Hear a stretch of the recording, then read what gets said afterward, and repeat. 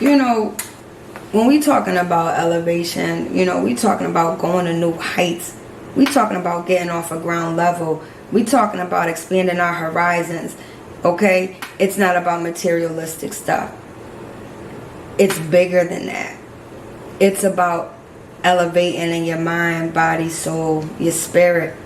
These things are critical.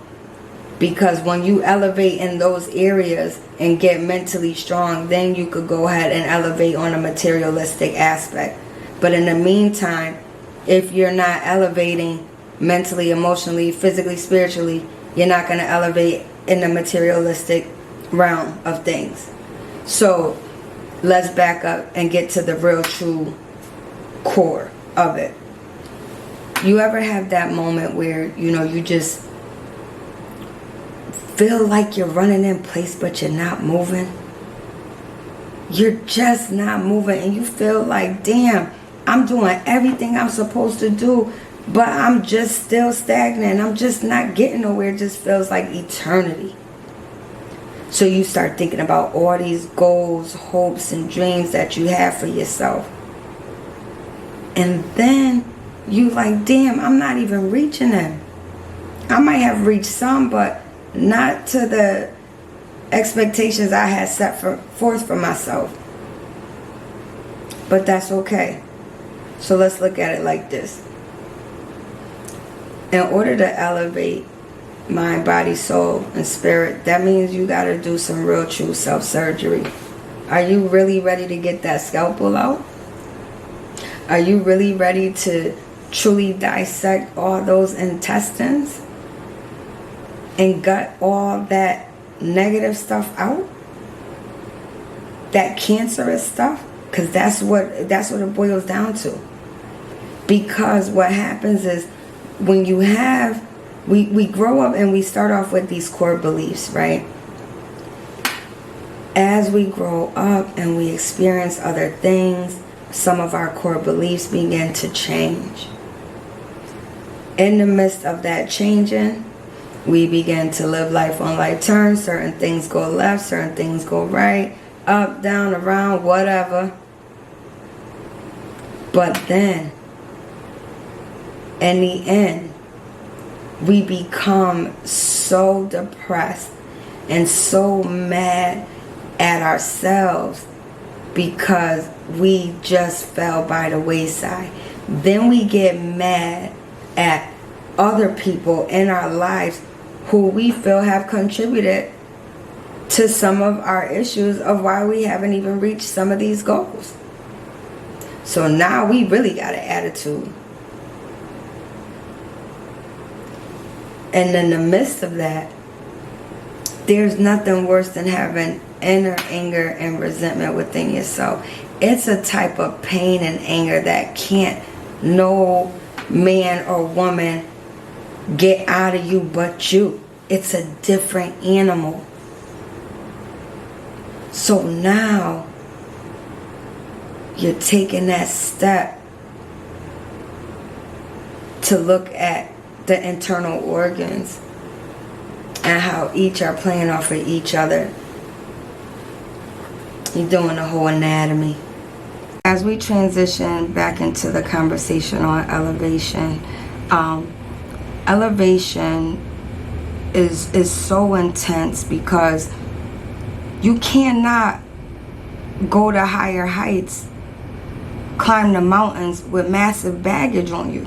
How you going to get up there with all this excessive baggage? And oftentimes it's tumultuous baggage. Don't get me wrong. But we can't allow that to stop our growth, to stop our process for where we're trying to go, what we're trying to do. Elevation is such a spiritual warfare within oneself. What are you willing to sacrifice to get to where you gotta go on an elevating level? Are you willing to sacrifice old attitudes and behaviors for new attitudes and behaviors? Are you willing to sacrifice some family and friends that's not doing you any justice in this process? Because as you go through the elevation process, you definitely will lose some people in the process. Everybody can't go where you going, and it's okay. But where you going, it's a special place that was designed for you. Some people gonna go, some people not. And you have to accept that. And even when you get there, you might have came to them and said, listen, man, I know how to do this. Let's do this, that, and the third. And we can make things happen. And they may not be ready mentally, emotionally, spiritually, physically, to even do what you have done, even though you just gave them the blueprint. But that's okay, because your journey is your journey and their journey is their journey. So when you elevate, and especially within the whole trauma aspect of your life, letting go of the pain, the hurt, the disappointments, the uncertainties, the chaos, and letting your God of understanding do what he do and trust in the process of the transition. People gotta move when you move. And sometimes you have to learn to trust the process and move when the Lord moves, so that you can be able to reap those blessings and those benefits. Because yes, what is for you is going to be for you. However, it ain't going to be handed to you without you putting in some of that work and making some sacrifices. So now when we start looking at it, the pain's going to be there from the trauma, and it's always going to be there.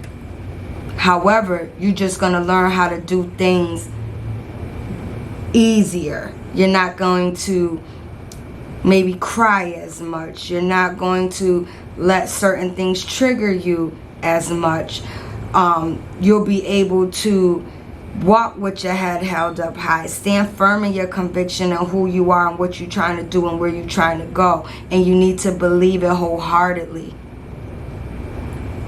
Being able to just go have that conversation with your God of understanding and say, listen, I'm mad right now, but I need you to help me through this process. I know I've been in and out the loop, coming and going, treating our relationship like a bad breakup. We loving each other one minute, then the next minute we breaking up and I'm all over here. And then when those things are going sour, I'm running back to you, talking about, Lord, take me back, take me back. But I know that you love me unconditionally as I love you unconditionally. So help me through this process. Also, when we're talking about, elevating in relationships, prior to going into relationships, individuals should be having a conversation with other parties and saying, hey, what's your goals, hopes, and dreams? Because these are my goals, hopes, and dreams. Let's see, how can we help one another? So you have to start saying, what am I bringing to the table within this relationship? What are they bringing to the table within this relationship? How are we helping each other meet these goals? Are we even doing that? So it's about looking at how we going to help each other grow, because as iron sharpens iron, one person sharpens another. And as long as we're focusing only on self and not trying to help other people, we're not going to grow, because we have to help one another in order to grow. Because when your cup is full, you got to spill some of that out to get some new liquids in you, all right, to get refreshed, replenished.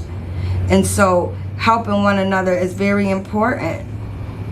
So in these relationships, you may also lose some people that was close to you, because they don't understand the process. They don't understand your transition. They don't understand the things that you feel you have to stop doing or you have to let go of so that you could get to where you gotta go. I can use myself as an example.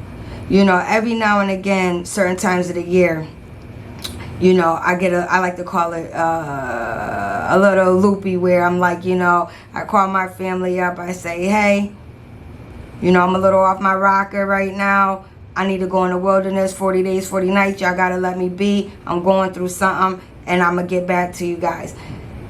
When I say that, they know I mean business, because I got something going on and it's brewing inside, and I gotta fix this because I got to get to where I gotta go. So I ain't calling nobody, I ain't answering no phones, I don't want to talk. I just need a minute to process me and God, my God.